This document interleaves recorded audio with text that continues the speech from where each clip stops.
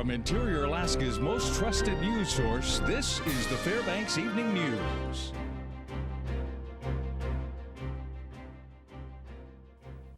Good evening, Fairbanks, and thank you for joining us. Our top story this evening: Alaskans set a record in 2014 for donations made to local nonprofits through Pick, Click, and Give.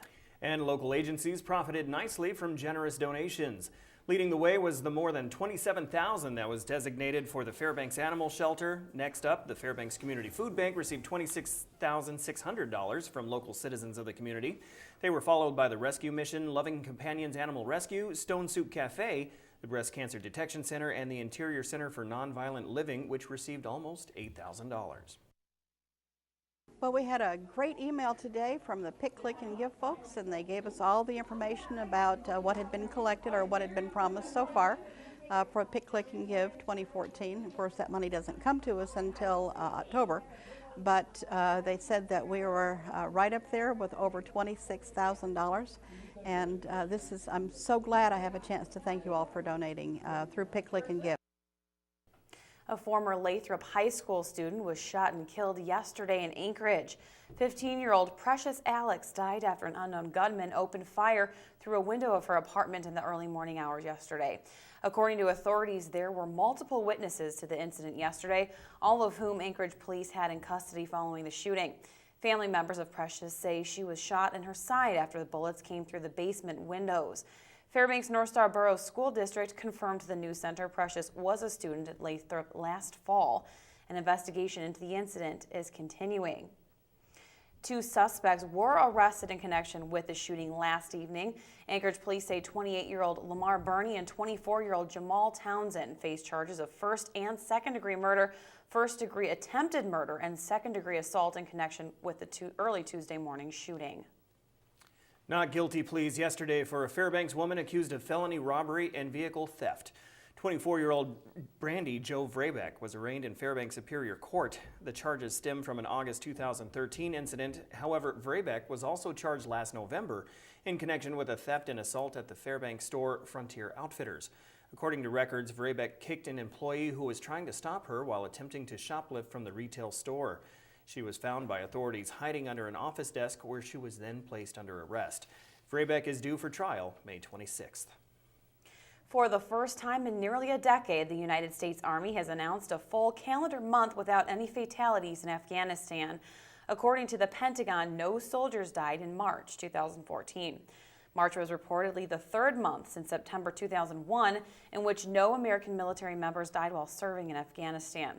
The report comes just after over 400 soldiers from Fort Wainwright's 152 Aviation Regiment deployed for 9 months. As of Monday, 2,309 American troops have died while serving in Afghanistan, and nearly 20,000 have been wounded in what is now the nation's longest war. Senator Lisa Murkowski today urged the Bureau of Indian Affairs to properly fund tribal courts in Alaska to support their development and advancement. The senator was seeking firm estimates and information from tribes and BIA officials to determine what funding levels should be requested. She said not every village in Alaska operates tribal courts, and the BIA needs to formally invest in training and development. Conversations about this were initiated at the Senate Committee on Indian Affairs, which is considering the Safe Families and Village Act of 2013. The bill is co-sponsored by Senators Murkowski and Mark Begich. We recognize that there is conflict between our tribes and the state in terms of areas of jurisdiction. But I think we also recognize that without funding for our tribal courts, this is going to be exceedingly difficult to advance. And so what I'm trying to do is to work to establish some baseline funding for our tribal courts. When we come back, troopers give some tips on how to keep your property safe from theft. And we talk about a program that inspires high school students by UAF. That and more when the Fbx Evening News continues.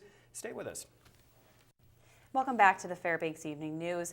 Another Fairbanks home was reported burglarized Monday evening. This is one of numerous burglaries and thefts reported to Alaska State Troopers.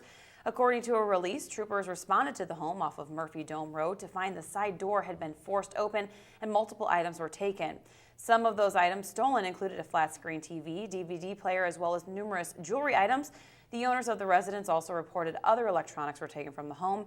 Troopers say the investigation into the burglary is ongoing, but there are some precautions that residents and motorists can take to help secure their homes as well as their property. Securing your property, keeping it out of view from windows, locking your doors, making sure that your padlocks are working on your sheds. If you have something like a snow machine, keep it under lock and key instead of making it just out in the yard where everyone can see it. I mean, people will simply drive up and load it up and drive off.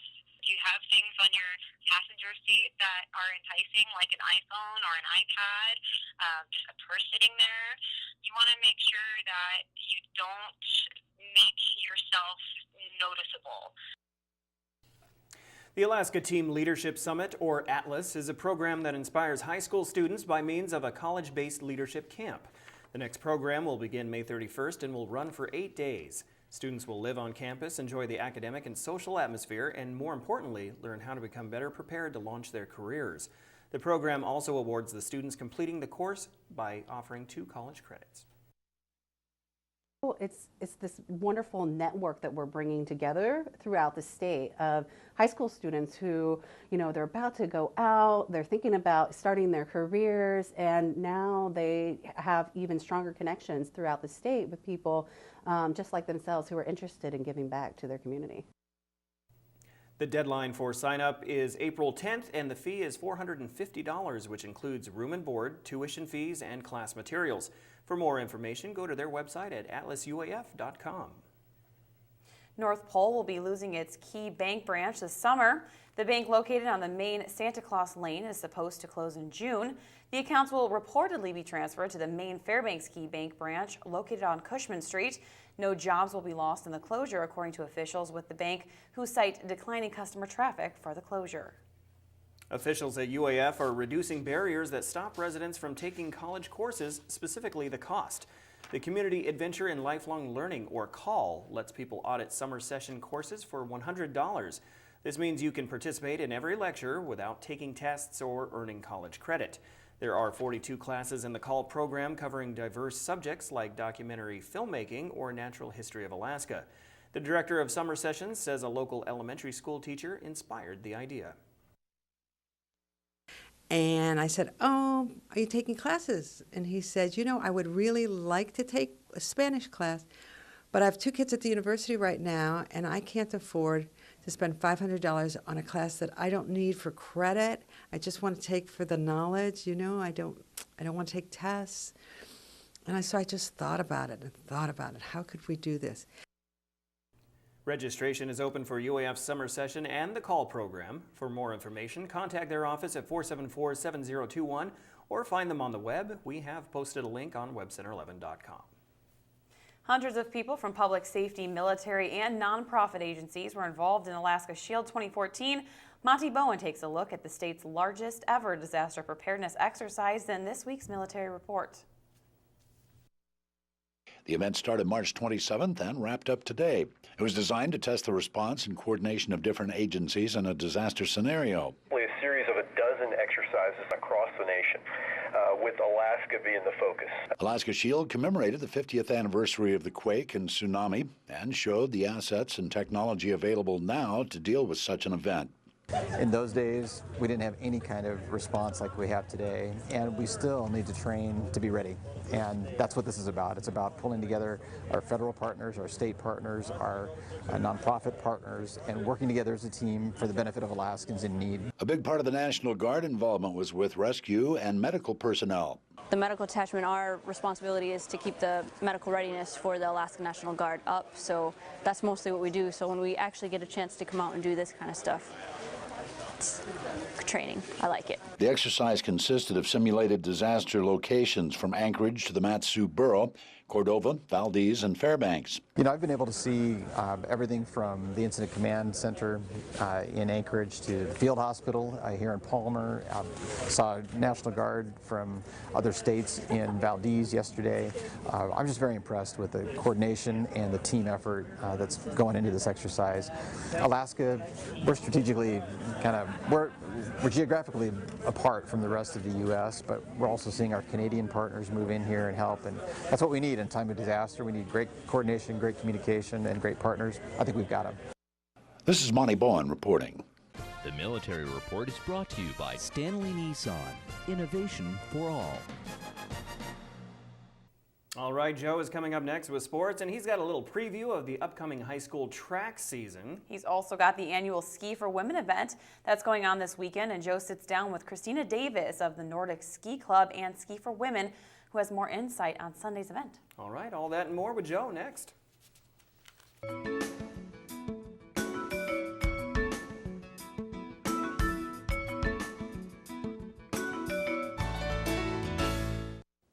Hello, Interior Alaska. Joe Cook here with your Hump Day Sports. Well, the high school athletes who participate in spring sports are definitely welcoming the warm temperatures, especially the track athletes. The Interior High School track season opens this weekend with the Big C relays on Friday and Saturday in the Dome in Anchorage. Eielson, Hutchinson, Lathrop, West Valley, and Delta are scheduled to compete in the Big C. Then next weekend, track comes to the Interior with a pair of mini meets on Saturday, April 12th and the 19th, both at North Pole High School, with running and field events at 11 a.m. The first full meet of track season is slated for April 25th and 26th at Lathrop High School, with field events on Friday at 3:30 and track events that Saturday at 11 a.m. The Diamond Girls team won the 4A title last year. The Kodiak Boys won the 4A title, and the Grace Christian Girls and ACS Boys will be back to defend their 1 through 3A state titles as well. The West Valley Girls and Lathrop Boys, they were strong in relays a year ago, and Allison's Tony Griffith, he'll be back in hopes of getting another 100-meter dash 1 through 3A state gold medal. The regional championship meets will be at West Valley this year on May 16th and 17th, and the ASAA First National Bank Track State Championships will be at Diamond High School in Anchorage on May 23rd and 24th. A local sports star will be playing in front of Fairbanks baseball fans before going off to college. Monroe's Scooter Bynum was listed as a center fielder for this year's Alaska Gold Panthers team. In January, Bynum signed with Arizona Western College, and recently he batted .538 with 4 stolen bases in a tournament in Arizona against minor leaguers from major league teams like the Cincinnati Reds, Oakland A's, and San Diego Padres. Bynum will try to earn playing time as an outfielder for the Panthers. The Panthers have tryouts in LA in June 8th and 9th. The Gold Panthers, who are the defending Alaska Baseball League regular season and tournament champions, start their season on the road, taking on the Anchorage Bucks and Glacier Pilots on June 10th and the 11th. Coming up this weekend is the 12th annual Ski for Women event.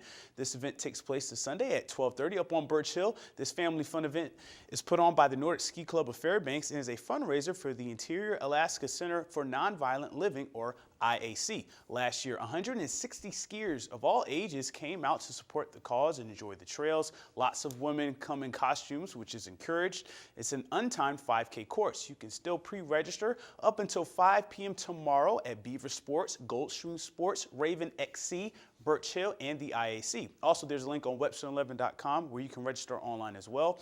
There will be free waxing on the day of the event on Sunday from 11 to noon, and a potluck event after. Here's event organizer about this year's event.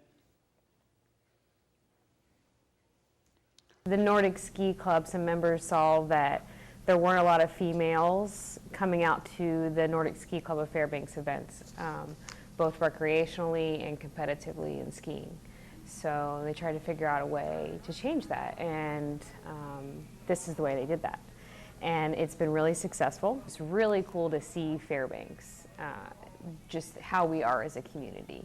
So I see that same thing coming over into the ski community, and to see more people coming into the sport and seeing that it's not intimidating, and that it really is easy to get into, and it really is a lot of fun, and to meet new friends. I think that's what it's really about. And also for a good cause. And lastly, tonight, a sign that the seasons are changing. Sunday's Mountain 100. This event is a bike, ski, and foot race. The 100-mile race was at the White Mountain National Recreation Area just north of Fairbanks. Fairbanks' Tyson Flaherty finished on his bike in 8 hours and 10 minutes, but Josh Shelf of Anchorage set a new record, finishing in 7 hours, 53 minutes. Flaherty's time was also a record. Ben Abbott of Fairbanks was third as well. Max Kaufman, a Fairbanksan, was the first skier across the finish line, placing 27th overall overall. Fellow Golden Heart City citizen skier Laura Gutierrez was the first woman to finish on skis in 23 hours and 35 minutes for 51st place. On foot, Joe Grant from Colorado, he set a new record of 17 hours and 5 minutes for 38th overall, 12 hours better than previous record holder Laura McDonough from Anchorage. McDonough, however, was the first woman to finish on foot in 24 hours 50 minutes. That's a new personal best for her. Elliott Wilson, representing Fairbanks, was the lone unicyclist, and he finished in 18 hours and 38 minutes for 43rd place overall, all on one wheel. And that'll do it for sports tonight. Thanks for rocking with me for a little while. Mike Schultz is next with your full weather forecast. And as always, we'll catch you next time. Hey everyone, welcome back to our newscast this evening. Mike Schultz with you once again, taking a look at the weather, and we have a little bit of a change coming our direction. Nothing major, but it will be definitely a change than what we've been looking at, so kind of shaking things up a little bit. Our photograph for tonight, sent in by Ron Plummer, Alaska Range Glacier, and it's a beautiful colors. Look at that gorgeous photograph. Again, as always, if you have a photograph to share, please send it to me at photos@ktbf11.com. I'll be more than happy to share it with the rest of the audience. Numbers look like this. Out at the airport, 34 degrees. That's our high for the day. The low last night, 5 degrees. Record high, 57 in 1994. 31 below in 1944. Sunrise and sunset about 13 hours and 52 minutes of daylight. That's a gain of 7 minutes from yesterday. And here's what's going on. Our satellite picture, you can see a little bit of a change going on here. More clouds starting to work their way in from the north. That is the change that's going to be happening. And other than that, we have a little shower activity over the southeastern sections of Alaska too. That's showing up on our map. A little rain around the Ketchikan area. Cloudy skies at Juneau, partly cloudy around the Anchorage Bowl. Still sunny skies in Nome, 33 degrees there. A few flurries at Barrow, 5 degrees. Fort Yukon, 21 and partly cloudy. Lower 48 weather. Well, the rain has returned to the Pacific Northwest, unfortunately, for the folks that are trying to dig out from the mudslide they had there. Elsewhere, we have more thunderstorm activity moving across parts of Texas and mixed rain and snow across the Midwest. And up and down the East Coast, mainly cloudy skies. On our satellite and radar, you can see a little bit of energy moving across that brought some hailstorms this morning through the St. Louis area. And there's some snow, once again, working its way back across the Minnesota area into the Great Lakes. And also another storm system starting to work its way in across the Pacific Northwest. So quite an active map going on. And tomorrow will be really active with severe storms expected all the way down to around the Houston area, with much cooler temperatures out to the west. And the overall picture, the new jet stream is again pulling cold air all the way down as far south as parts of Arizona and New Mexico, helping to fuel some possible storms moving over the northeast and more storms across the deep south. So quite an active weekend shipping up for the lower 48. As far as we're concerned, for tomorrow in the northern sections of Alaska, flurries and fog for Barrow, sunny skies for Nome and also at Fort Yukon. Here in the interior, a few clouds, otherwise sunny skies for Delta, Healy, and Fairbanks. While over the southeastern sections, there's the change, rain and snow for Juneau, and rain will be developing in the Ketchikan area. While out to the southwest, it looks like for the most part rain and snow for Cold Bay and Kodiak, but mostly cloudy skies at Bethel. And over the south central regions, we're looking at sunny skies at Valdez and Anchorage, rain and snow for Homer. And it's time once again for our kids' weather, and this week we're talking with the kids from Ladd Elementary School. Here's a young man tonight with a question for me. Hi, my name is Sebastian in Miss Merrock's 4th grade class at Ladd Elementary, and I have a weather question for the weatherman. How do hurricanes form? Well, Sebastian, the main thing you need is temperatures of over 80 degrees in the waters that are helping to develop the hurricane.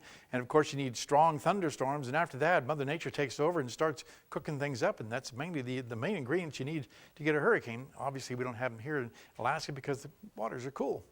Again, thanks for that question. And tomorrow night, we'll have the teacher here with an interesting weather fact. Here's your forecast for the remainder of the night. Scattered high clouds, not as warm as last night, 8 degrees for the overnight low. Tomorrow's forecast calling for another day with sunshine and continued mild temperatures and 42 degrees. And the extended forecast, you got to love it. Temperatures, once again, right around 40 degrees by Sunday. A little rain and snow shower activity is possible on Saturday, but nothing really heavy expected. And with those temperatures that warm, don't look for any kind of accumulation, for any kind of snow whatsoever. And mush for kids should still be a good go without any problems. Maybe a little mushy for the mush for kids, but other than that, not too bad. That's the first precipitation we've seen in a while, though. Yeah, it is. So. Just a little bit of a front moving through, but nothing, like I said, heavy expected. Yeah. So it's just going to be a little mushy-mushy for the mushers. That's that. Shmush. Right. Smush. Yeah, Smashed. we can get into this. Very good. Well, it's not bad. You know, it's kind of interesting to have a wintertime event like Mush for Kids on the same weekend as the first track contest. So it's just interesting how this spring shapes up for Would us. you like to tell everybody? Oh yeah, I totally forgot about that. So we're all wearing blue wearing today blue. for autism awareness. So that's Yes. a really great cause to support, and we're all supporting it today. So Very good. Yep. All right. Thank you, Stephanie. And that will wrap up this edition of the Fairbanks Evening News. We are glad you could join us. tonight on NBC Nightly News, another major earthquake, renewing fears about the big one here at home. And that's coming up next with That was a Ryan big one, Williams. too. Yeah. 8.2. That'll do it for all of us here. Join us here 6 days a week at 6 and 11, online anytime at webcenter11.com. From all of us here at the News Center, have a great night. Good night.